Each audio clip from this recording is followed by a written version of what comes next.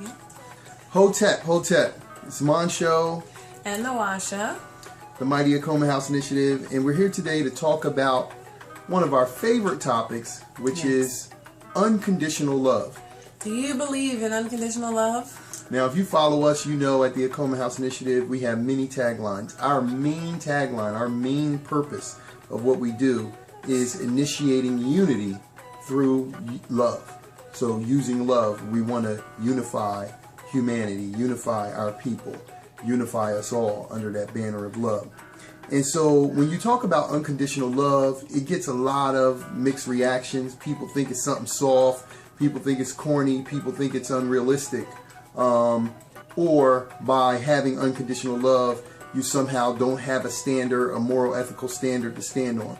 We stand on the moral, ethical principles of Ma'at and the virtues and the spiritual laws of Ma'at. So it's definitely a principle there. But unconditional love, the way we interpret it, is that we'll accept in you whatever imperfections you have as you strive to develop yourself. We see unconditional love as not a weak thing, but it's definitely for the strongest at heart, because you have to be able to tolerate many things that for others create disdain and create confusion and, separation. Spiritually, there is no separation. We're all vibrating, and we're vibrating at different varying levels, which produce black or white or male or female, etc., etc. So we are all connected, and we understand that.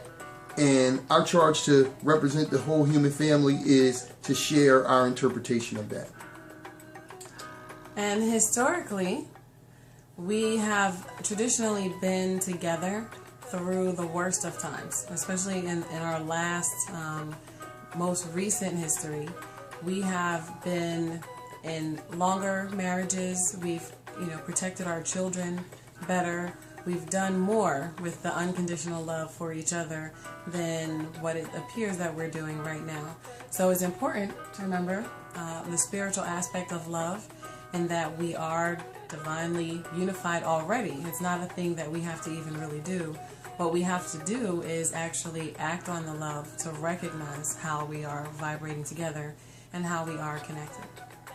And so, this doesn't mean that we don't defend ourselves. This doesn't mean that we forget our legacy, our ma'afa, our struggles, whether it be collectively or personally. It doesn't mean that we don't identify those that oppose us and, counteract certain actions that are taken against us. It doesn't mean any of that. It doesn't mean that we don't point out wrong. But what it does mean is that we don't get caught up in all this dogma of I'm this, I'm that, I'm a Republican, I'm a Christian, you a Muslim, I'm a Democrat, I'm a Hindu, I'm a Buddhist, I'm Nile Valley, I'm an African American. I don't use the word African. I'm black. I'm not black. Black is a color. And all of these ridiculous things that we go in. You can have your personal choice, and we respect that. And we think that that's healthy to share information with the family. But don't let trivial things be the reason that we don't unite. Because, as Nawasha said, even during our enslavement process, we were a group of people coming from a lot of different traditions, and that didn't stop us. We understood that we were in one common situation, and we had a common oppressor, and through that, we were able to come out of it. That is what we need today.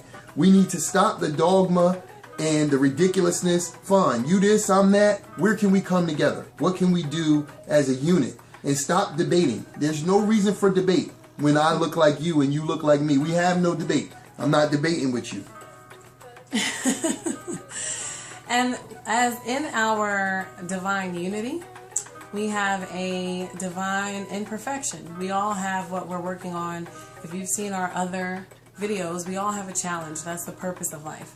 So we're not saying, like Masha said, to ignore anything that needs to be fixed, to be worked on, to be perfected. But we are saying that we have to love ourselves while we are working on our character. And we have to love each other while someone else is working on whatever their divine imperfection is. And a lot of times the reason why we don't believe in unconditional love, or we haven't felt it recently is because we just don't remember it from our childhood. We either didn't get it, we either don't understand it, we don't either didn't see it in its fullest or truest form. So we believe it's a fairy tale or some myth that can't really exist. But whatever your spiritual practice is, your goal is to take care of yourself and then to treat everyone else the way that you really treat yourself. So the first thing that you have to do is correct the way that you love yourself in order to even be able to extend that to someone else. Because you can't treat someone as yourself and have it be good if you're not treating yourself well. So we want to say what unconditional love is really acceptance.